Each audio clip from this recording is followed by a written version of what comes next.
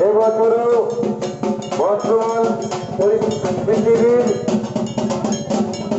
যে করুণ পরিস্থিতির সৃষ্টি হয়েছে